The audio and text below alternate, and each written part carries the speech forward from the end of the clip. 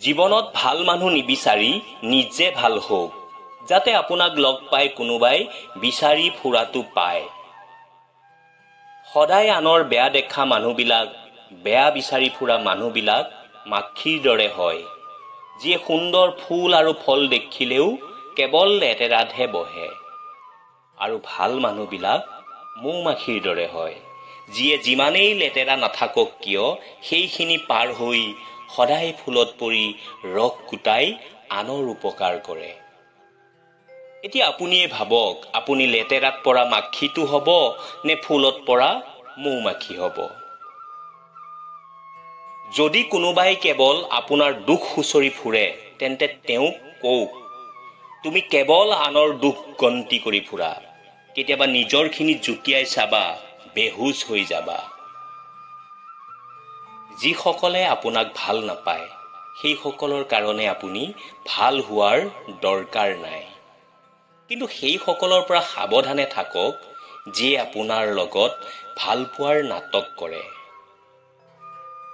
বন্ধুসকল, যলৈকে দেখিবা তালৈকে যাবলৈ যত্ন কৰিবা।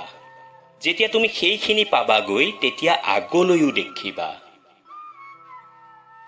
কোনে কৈছে মানুহে ৰং নবদলায়? কাৰোবাৰ আগত সঁচাকৈ চাওকচোন, এটা নতুন ৰং আপোনাৰ সন্মুখত আহিব। এক বৃদ্ধ দম্পতীক সোধা হ'ল, আজিকালি সম্পৰ্কবোৰ ইমান সোনকালে ভাঙি যায়, ইয়াৰ কাৰণ কি? আপোনালোকে 50 বছৰ কিদৰে একেলগে পাৰ কৰিলে?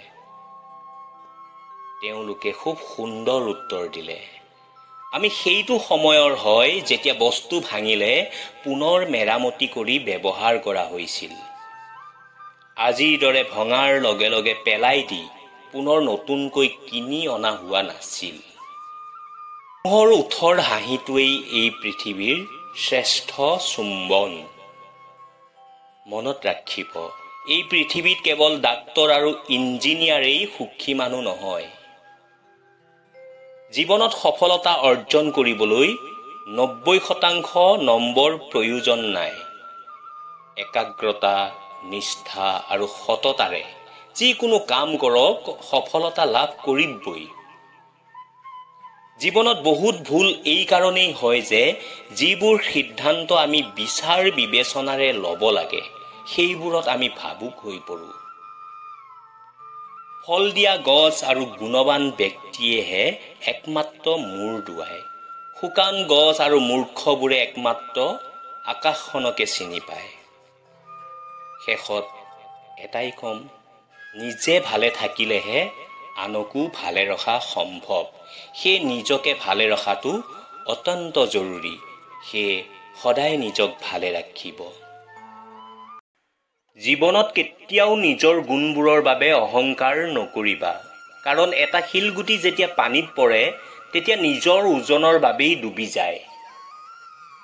যাৰ আগত নিজৰ দুৰ্বলতা প্ৰকাশ কৰিবা, সকলোতকৈ ডাঙৰ আঘাত তেওঁৰ পৰাই পাবা।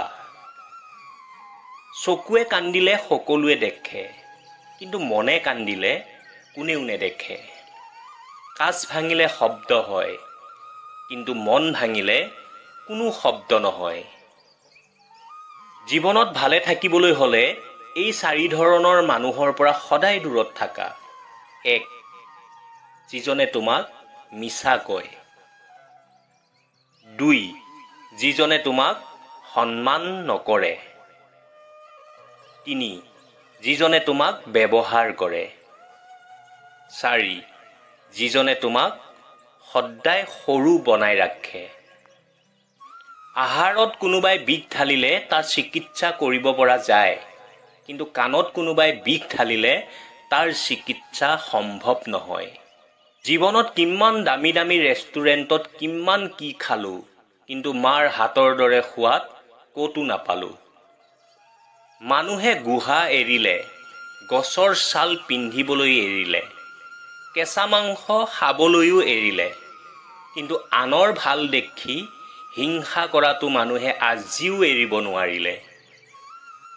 গাখীৰ, দৈ, ঘি, মাখন সকলো একেটা পৰাই সৃষ্টি, কিন্তু মূল্য সকলোৰে বেলেগ বেলেগ। সেই মনত ৰাখিবা, জন্মই কেতিয়াও শ্ৰেষ্ঠতা নিদিয়ে, কৰ্মইহে মূল্য নিৰ্ধাৰণ কৰে। কথা হজম কৰিব শিকক, এইটো বহুত ডাঙৰ গুণ, আপোনাক জয়ী হোৱাত সাহায্য কৰিব। কেতিয়াও তৰ্ক কৰি জয়ী হ'ব পৰা নাযায়, এইটো সময়ৰ অপচয় মাথোন। আপোনাক যিসকলে বিশ্বাস নকৰে তেওঁলোকৰ কথা বাদ দিয়ক, নিজকে বিশ্বাস কৰক।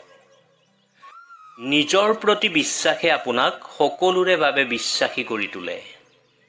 কোনোবাই তোমাক বেয়া ভাবিলে তুমি মন বেয়া নকৰিবা, কাৰণ এজন মানুহ কেতিয়াও সকলোৱে প্ৰিয় হ'ব নোৱাৰে। এটা মন কৰিবচোন, বেছি কথা সময় নষ্ট, বেছি আদৰ সন্তান নষ্ট, বেছি লৱণত চব্জি নষ্ট, আৰু বেছি ভাল পোৱাত জীৱন নষ্ট। মানুহে যেতিয়া কাৰোবাৰ প্ৰশংসা কৰে তেতিয়া খুব কম মানুহেহে সেইটো বিশ্বাস কৰে, কিন্তু যেতিয়া নেকি কাৰোবাৰ বদনাম কৰা হয় তেতিয়া বোবাবোৰেও মাত দিবলৈ ধৰে।